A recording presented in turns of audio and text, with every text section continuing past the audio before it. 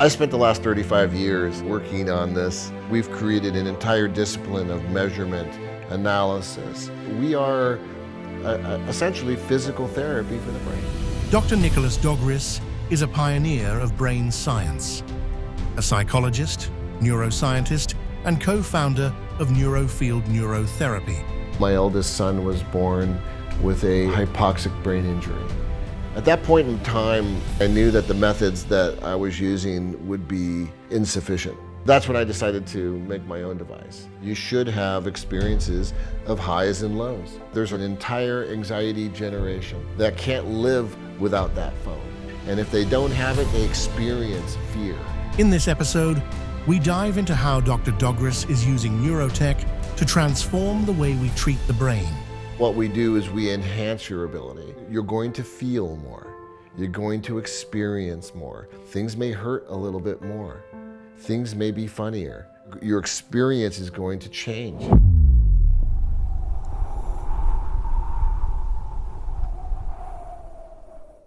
Today we are in the Central Santa Barbara with Dr. Nicholas Dogris. Stay tuned if you want to learn more about autism, ADHD, and so much more about your brain. Hi, Nicholas. So good to have you here today. Thank you so much. It's an honor. Could you tell us what is NeuroField and what you guys are doing here? So NeuroField Neurotherapy is a clinic in Santa Barbara, California. We provide what's called neurotherapy, psychotherapy, body work, a lot of different ways of addressing different kinds of clinical issues that are associated with the brain. What is neurotherapy, and compared with the traditional therapy, what are the differences? Neurotherapy is a process in which we monitor the brain. We take EEG or electroencephalogram data from the person, and we conduct a very thorough and comprehensive computational neuroscience analysis of the data. This data set allows us to be able to get a unique view of what is happening in your brain. And we take that data and we match it to the complaints that the person arrives with, the issues that they're discussing, the problems that they're having. And we try to figure out what part of the brain is out of balance. And we utilize different types of methods to help the brain to become more balanced again, which helps us to become more functional. We get people with all sorts of different issues, from the very young to the very old. Children with autism, ADHD, childhood disorders, birth problems, people with substance issues, opioid dependence, benzodiazepine addiction, that kind of thing. We get people with depression, with anxiety. We get people that suffer from memory issues and cognitive decline. We get people that suffer from traumatic brain issues. From a wide variety of different ways that can occur. So there's a lot of different things that happen, and we get people that have specific types of complaints that they have associated with those problems. So for instance, if you took a child that is having difficulty with focus and concentration. They've been identified at their school as not being able to participate in the class appropriately, complete their homework on a timely fashion. They may be impulsive, they may have difficulty sitting still.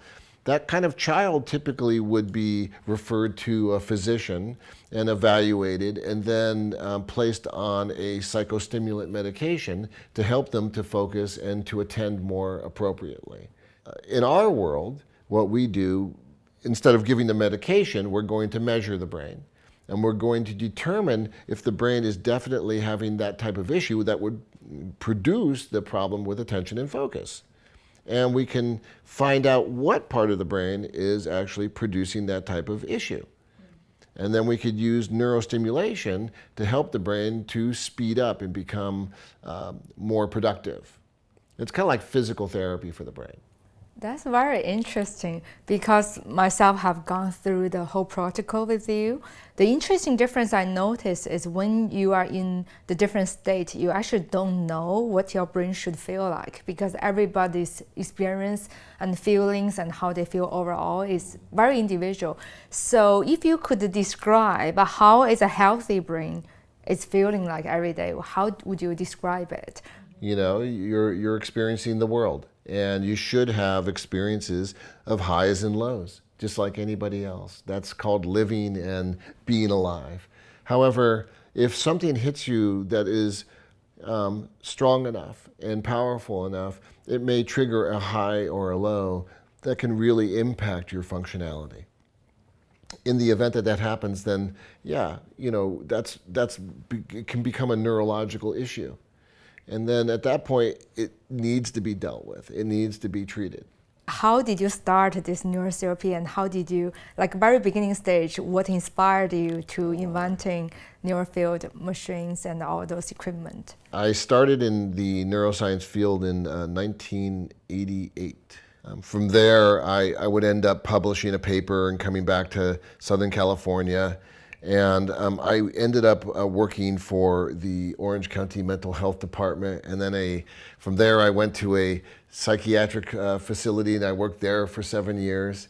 And during that time, I was learning what was called Neurofeedback. And I had a very small amplifier that was made by a person by the name of Margaret Ayers. Margaret will go down in history as the mother of neurotherapy. She developed the first patented EEG in the United States in the 1990s. She had a technique for treating people that were in coma and helping them to come out of coma. What are the techniques? It was pretty remarkable. But she brought people out of comas using neurofeedback. And neurofeedback is where it's an EEG device where you put electrodes on the head, and it's monitoring like little microphones. It's monitoring the frequencies of the brain. And when the brain creates the frequency that you want to see them create, then you get feedback. And back then, it was just a bell. So when your brain did it, you heard ding, ding, ding, and you went, oh, you're doing it, right? So our brain like those feedback? Mm-hmm. Yeah, it would learn. Yeah, it's a conditioning method. And so with behavioral conditioning, you can help the brain to achieve different levels of functionality. Now, it's great, it works, however, it takes time. And you have to be very, diligent with it in order to get the effect. But you do need to have a functional brain to react to the signal, right? Not necessarily. What do you mean? If my brain is totally not reactive towards the cues, it will still have this... It'll still respond, yeah. You don't necessarily have to be conscious to it. The brain can respond. It can respond to a stimulus that you don't even know is happening. Wow. Mm-hmm. But is that the same with everyday life? If you ever walked into a casino in Las Vegas, you're in a variable ratio conditioning schedule, and you are being bombarded with light and sound that is one purpose, and that is to get you to do more. So how did you end up in neurostimulation rather than stay in the route of neurofeedback? In 2002, my eldest son was born with a hypoxic brain injury. He was premature, and hypoxia is a deprivation of oxygen to the brain. And it was due to complex delivery and deprivation of his respiratory system due to the medications they were giving trying to stop the delivery. And so his brain was impacted. He responded very quickly to the treatments they gave him, which were life-saving. Unfortunately, it did impact him. I met him when he was intubated. It was a couple of hours after his birth. And when I was standing there, I realized that he had a brain injury. I looked at the chart. I knew that it was significant. His APGAR scores were very low. I also knew that the methods that I knew how to employ with neurofeedback would not be sufficient to help him until he was old enough to be able to engage in the training, right? And so that was what you were referring to before, which was, in visual feedback, you may be watching a movie, right? And the screen will be visible when your brain is achieving the thresholds that we want to see it achieve. but then it starts to darken when your brain's not doing what we want to see it do. And so it'll go back and forth between the two. With children, training them using that method is challenging. They have to be able to engage in the process. They have to be able to understand enough of the instructions to be able to do so. They don't have to do it perfectly. They just have to be able to sit there and watch the movie. And with a lot of kids, that's not too tough. You can, if you put a cartoon on or some type of movie that's pleasant, then they'll engage in it. Unfortunately, it is slow. It needs to be in order to rehabilitate somebody. At that point in time, I knew that my son was injured. I had been practicing neurofeedback for 12 years already, and I knew that the methods that I was using would be insufficient. So I started a search, and I scoured everything I possibly could get my hands on in terms of ways to stimulate the brain. But at that time, what are other neurostimulation is available? Well, there was different devices out there. The main one that was there was repetitive transcranial magnetic stimulation. It's the replacement for electroconvulsive therapy, which was shock therapy. Back in the 50s and 60s, shock therapy was utilized to treat people with treatment-resistant depression. The idea back in the time was that if a very short, just millisecond burst of that much energy would cause the brain to enter into a seizure state. It was delivered to produce a seizure. Why we want to produce a seizure? The idea was to produce a seizure so as to reset the system. Prior to ECT, there was insulin shock therapy, which was the patient would be given a high dose of insulin to produce the same kind of seizure effect. But that was even more deadly and produced a lot of death and unfortunately very bad outcomes. And so ECT replaced that. And ECT is still used to this day, except it's not 800 milliamps, it's much lower. It's about 400, which is still a lot. And anesthetics are given so that you're not conscious when you receive the treatment. But so ECT was replaced with repetitive transcranial magnetic stimulation, which is electromagnetic stimulation. A big butterfly coil was placed up to the dorsolateral prefrontal cortex on the left side of your head. And it was turned up at sufficient intensity so as to produce a depolarization of the neurons in the left motor cortex. When that happens, your thumb will twitch like that. Right. So each time it's given, you'll tick, tick, tick, tick like that. And so they'll set it so that you'll twitch 8 out of 10 times. 8 out of 10 stimulations given. And they call that a 80% motor response. And once they achieve that 80%, then that is given to you for 5 to 7 seconds long, and then about 25 seconds break time. It varies depending on who's giving it.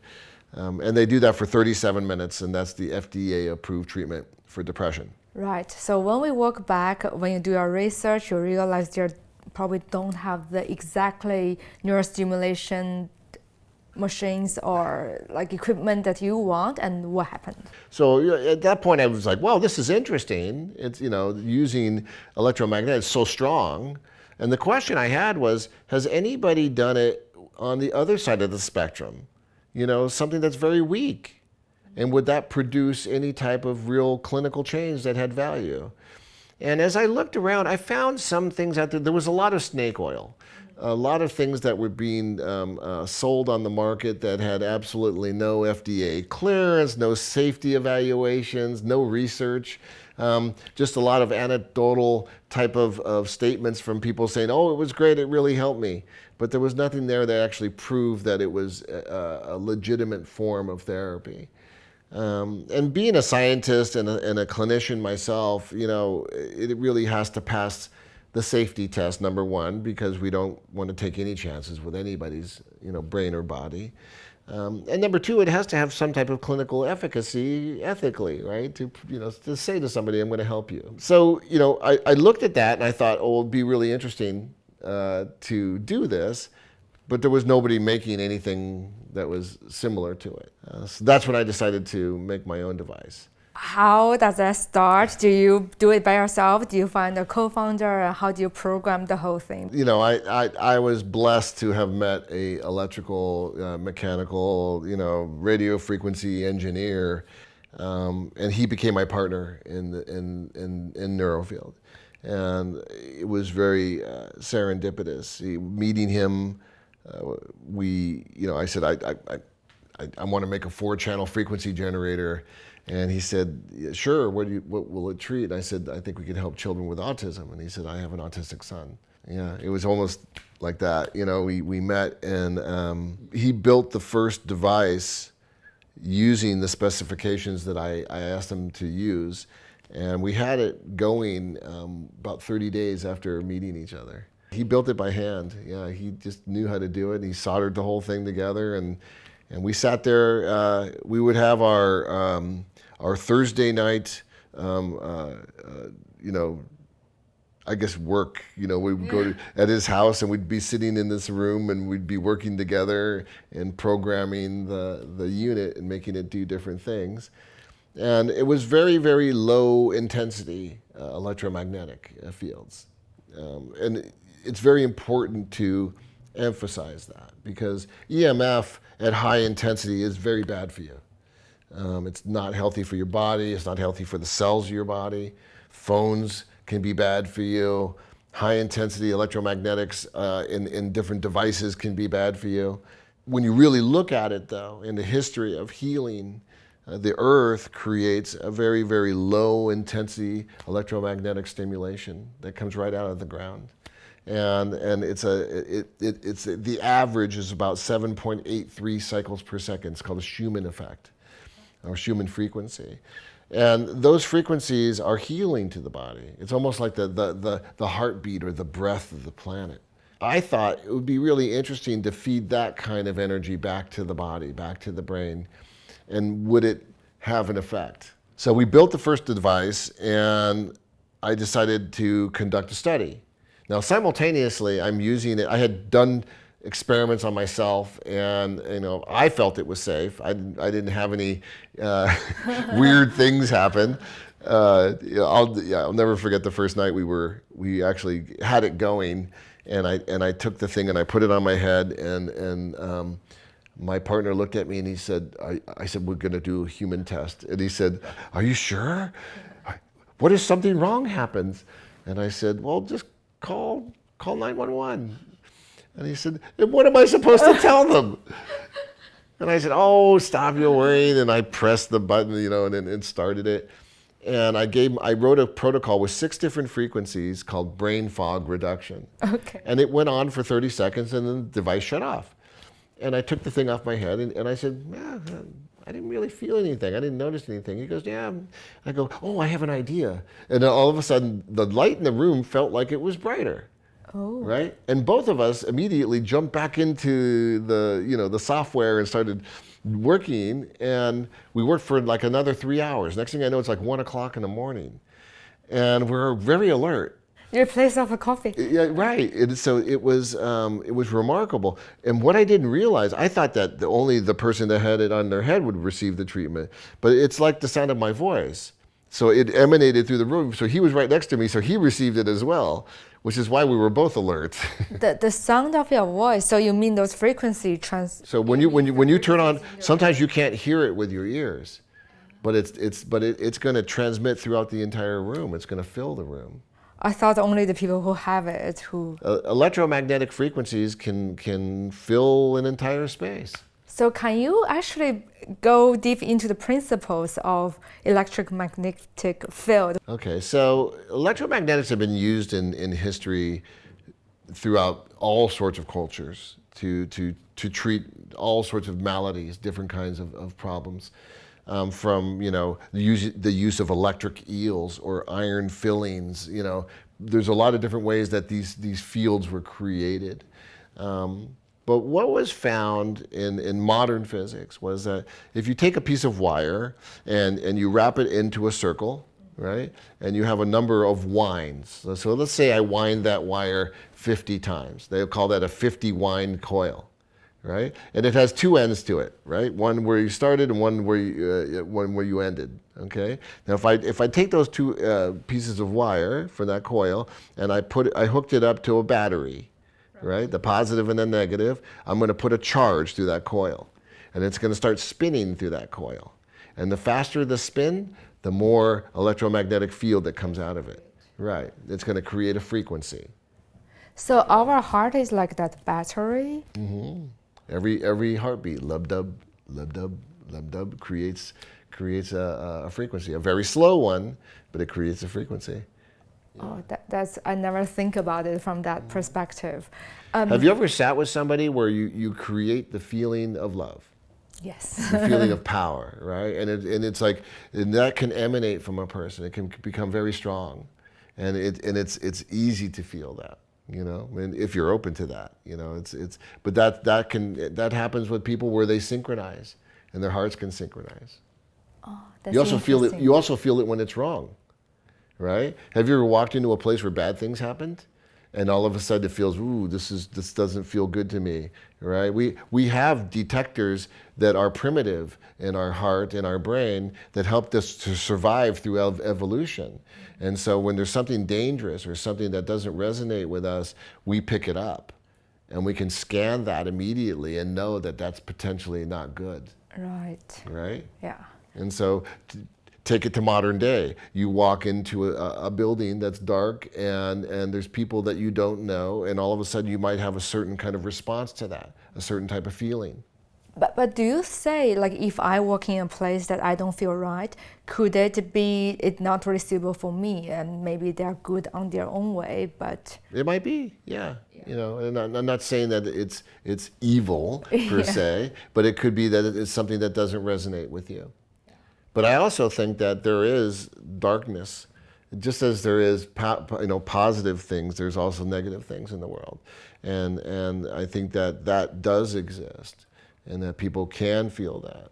Could you bring us back a little bit? What happened to your son now? He's doing good. He's attending college, and he's in his last year of school. He's getting a bachelor's degree, and he's doing great. You know, not that he doesn't have his issues, he does, but he is functional and self-sufficient, able to take care of himself.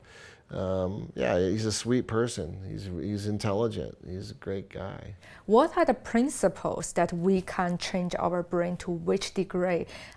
So you can sustain an injury when you're younger and then go into this therapy as an adolescent or an adult and still be able to tune your brain and still be able to achieve a higher level of functionality. The brain always wants to repair itself.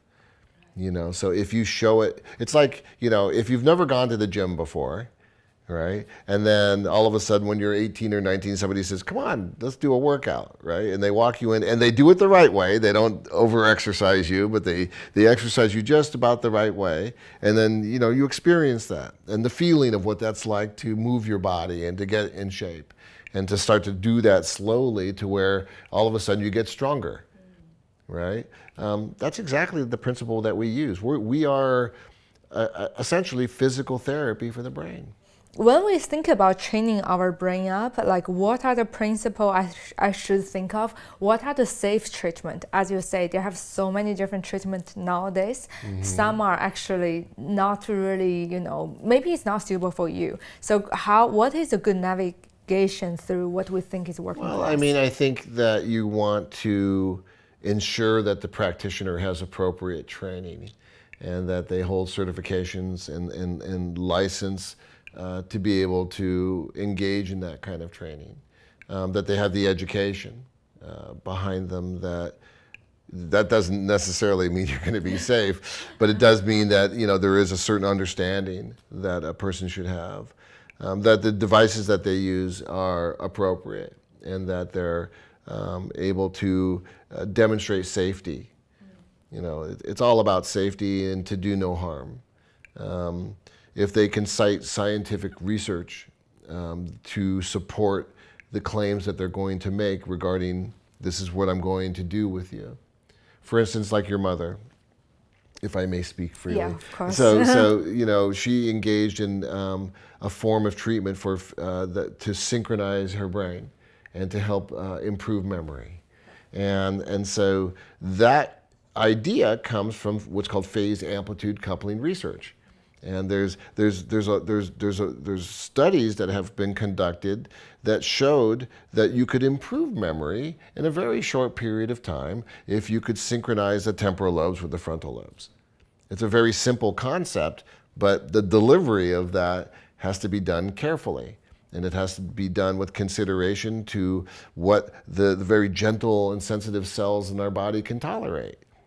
But it is possible. And once the brain starts to synchronize, then all of a sudden you start to function better. Right. And you start to remember. And so you pick it up because you know her. And if the people that are closest to the person in treatment usually come back to me and say to me, that person's different. They're responding different. And they might not even know it. Right. My mom definitely know it, and she's feeling very grateful for this treatment. And could you tell us, like, what are the difference when you subscribe people with frequency, with light, and what are the difference it make compared with the medication, like if you take pills? I spent the last 35 years working on this this modality, which is, it started with, I think I'll just add this to my practice. And I'll do psychotherapy with somebody and work with them, and then I'll give you some of this and just see how you feel. And then it just evolved over time. And now I can honestly say that we've created a discipline. We didn't create just a modality of treatment, but we've created an entire discipline of measurement, analysis, conceptualization, and then application. The evolution of this has gone on for decades now. And it's because we're dealing with a very complex system. And we take our time and we make sure that people remain safe as they go through that. When we measure the organ that we're going to treat, and we find a problem with that, and then we hypothesize what could we do to help stabilize that person, and then give it. And then we measure the effect over time, and we see that, they stabilize and they're better with no deleterious side effects, right? Because we don't see those. Sure, then we could say that this appears to have this type of treatment effect. Now with a medications are meant to be able to help you to stabilize, but their side effects are more deleterious, in my opinion, than the actual benefit of the medications in a large majority of cases. The use of antidepressants is overprescribed in the United States, and I'm sure in other countries around the world. And its effectiveness is no better than placebo for mild to moderate depression when you look at the research. Now, the use of antidepressants for severe depression, that makes sense, right? You can help a person to get stable enough so that they can engage in other type of therapies like psychotherapy, breath work, acupuncture. There's a lot of different things you could be doing, exercise, nutrition, neurotherapy, all in conjunction to help yourself to get better. But I'm not a fan of jumping to medications immediately unless there is a need for that. If a person is not functional, they're not able to take care of themselves, they're in imminent danger, or they're a danger to themselves or others.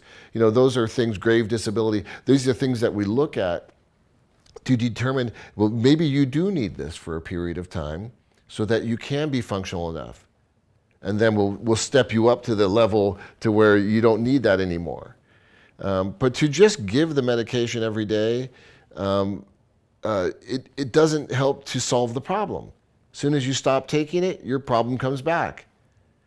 And in many cases, over the decades, I can tell you from my observations, you take the medication for a period of time, and then your body adapts to it. We are adaptive creature, and so you have to increase it, or change it, or add something to it, because the body stops responding. And then a lot of people never do the personal work that it takes, the psychological work it takes to be able to become healthy. Because that's hard. It takes time. It takes effort. Is that the same thing with neurostimulation? Because how long can the neurostimulation effect last? And do I need to adapting it with the lifestyle changes? That's a great question. Neurostimulation does not teach you skills. Okay, it doesn't teach you how to navigate different types of psychological, behavioral things in the world. How do you manage problems in your job, with your family, with your partner, with your children? How do you do these things? You have to learn these things. These are skills that we have to be able to acquire. So neurotherapy doesn't teach skills, but what it does do is it helps to make the hardware work appropriately. You know, I help to make the hardware right, but then you have the software on top of that. Now, that is everything that you learn. But it's hard to learn something when the hardware is not working. I actually wonders because I have a lot of friends who's either high functional autism or many of my friends have ADHD, and their work goes really, really well. And then when you ask them, you can always feel they're on edge of something or they have a certain form of depression. I asked one of my friends, I said, aren't you feel tired to be always on edge? Like, don't you want to change it? And what he said really struck me because he said, that's why I'm working so well when my brain function. It is tiring, but that's my superpower. Is it a superpower though? I mean, do you actually experience a quality of life that is, meaningful? But as the result goes, they are super high achievers. Yeah. So what are the fun balance if they take away that kind of on edge kind of feeling where they're still able to You don't take it away. That's the one thing. The people are always afraid of, if I do this, you might take away this ability. I've been doing this for decades, and I can tell you we don't take away abilities. I've never seen it a single time. Right. If anything, what we do is we enhance your ability. But we also put in front of you something that you may not expect, and that is a more functional brain. And a more functional brain means that you're going to feel more. You're going to experience more. You're going to become more awake and more conscious of the world around you and the way that you interact in that world. So yeah, all of a sudden, things may hurt a little bit more. Things may be funnier. You may have highs or lows, but now your experience is going to change. And that's part of tuning the brain. Going back to your friend, what is ADHD? When somebody says, I have that, I have that ADHD, and I take this, stimulant medication so that I can be really good at my job and I get everything done. And it's like driving the car with the accelerator down the whole time. It's running at full speed. And how do you experience a world and a life that is where you feel not revved up, not like you have to overachieve in order to create something, where you might be able to create something that is even more beautiful when you're not so revved up, more thoughtful, more even. But I'm actually curious, for the modern lifestyle, are we all being stimulated by our surrounding, either TV, movies, social media, to be ADHD? The social media, electronics, devices are detrimental to our society. And I don't care how you actually explain that, but if you look at children that were born in the mid-1990s to 2005, there's a cohort there that's an entire anxiety generation that can't live without that phone, without that device. And if they don't have it, they experience fear. There's a whole connectiveness to it. And it's one of the reasons why, I tell people, if you have children, don't allow them on social media or give them these kinds of things until they're around 15 or 16 years of age. Because it's producing a society of ADHD children, where their focus has to be, it's instant gratification with a little clip of information that doesn't contain everything, right? But it's enough to stimulate you to produce that response in your body. You know, it's a real concern. The younger we are, the more important is how our brains stimulate. So for our audience who probably have a younger child or they are expecting a younger child, what are the advice as a neuroscientist you can give them for them to curate a very healthy and a very secure environment for their kids?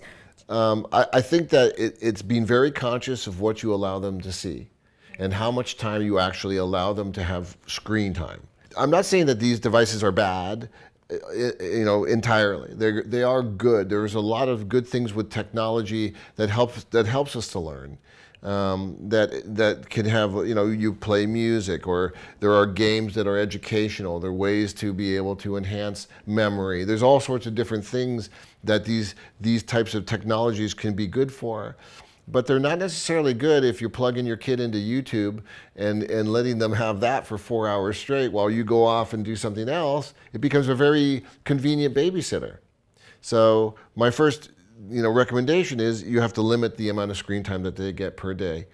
The second thing is be very conscious of what it is that you're allowing them to do and to watch. And any games that they get to play, be very conscious of what it is that they're doing, and you play it too, so that you understand what's happening. Because there's a lot of these things that are very misleading.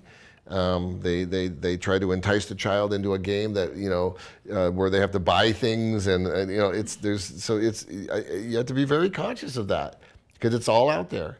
From the childhood, what are the most critical years for a child or children's brain development? I mean, experiences are good, right? Music is wonderful. Taking them places and having them participate in different kinds of experiences is great. Being active with the child, interacting with them, not letting the computer be the friend or the thing that's you know, supposed to be the thing that interacts with them.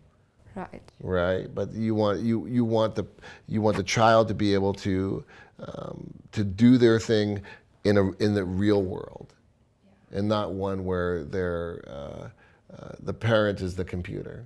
So in that point of view, do you think our brain as a hardware there has an expiry date? If that is the end goal, I think how we can do it? continually improve.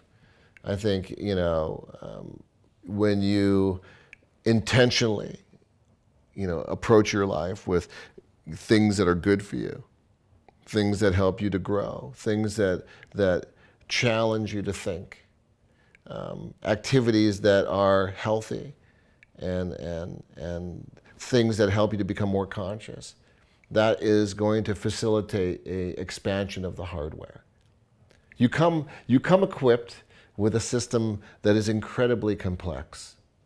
Right? 85 billion neurons, over 100 trillion synaptic and dendritic connections that create 7 quadrillion events per second. But think about it. If I'm a hardware, Einstein is a hardware. What are the difference like between those two hardwares? Well, I mean, I think it's hard to say. You know, I would say that there's a wiring difference. I would say that exposure to different things, the way that, you know, the moment you're born, even in utero, the things that you start to learn, the exposure that you had in your life, you know, experiences are going to help define you, and the things that genuinely you're attracted to, that you are able to engage in, that, you know, create passion in you. For you, it might be doing this, you know, and you know, letting the world know things and educating them. For Einstein, it was mathematics. That was his passion. And so we all have our passion. For me, it's neuroscience. I think about it every day. And it's a passion and endeavor. But when you study, let's say, a monk, like the people who meditate for tens of years, or people who never experienced anything like meditation, or some people who are highly functioning in their logical mind, compared with someone highly functioning as their, you know, sentiment or artistic mind. Is there any brain hardware difference between those people? The brains are probably pretty similar. It's the wiring of the networks that are going to be different. You know, we're wired a certain way, and you know, you can always acquire skills. How much of that skill?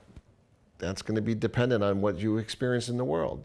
You know, think about the Whorfian hypothesis. That's a hypothesis that says that the wiring between the networks in your brain become more complex with the amount of languages that you speak. So if you take somebody that speaks 4 languages, they have a very intricate wiring system in their brain that is different from people that have 1 language. Does that make them more intelligent? Maybe, maybe not. It all depends on how you use it. If you give us, like our audience, neural health tips or longevity tips on their brain, what they will be? Meditation, for sure. Reading real books. Going out and listening to live music, orchestras, and exposing yourself to all sorts of different experiences. Travel, hike, love, lose, do it all. What are the science papers linked to neuroscience or brain health that raise your eyebrow, you think is very interesting, that people may not always aware of it, that you would like to share? There's a great journal called Brain Stimulation. The journal is Elsevier. Brain Stimulation has I love that journal. They talk about all sorts of different kinds of stimulation, from direct current stimulation, alternating current, random noise, ultrasound, TMS, even ECT. And so they have all sorts of different modalities in this journal, and there's a number of scientific studies that are continuously being published in that journal. And Brain Stimulation is a great journal. Thank you for your time today, Nicholas. Thank you. Thank you for watching this new episode of the Human Wear Project. Please subscribe and like our videos. I'm looking forward to seeing you in our next episode.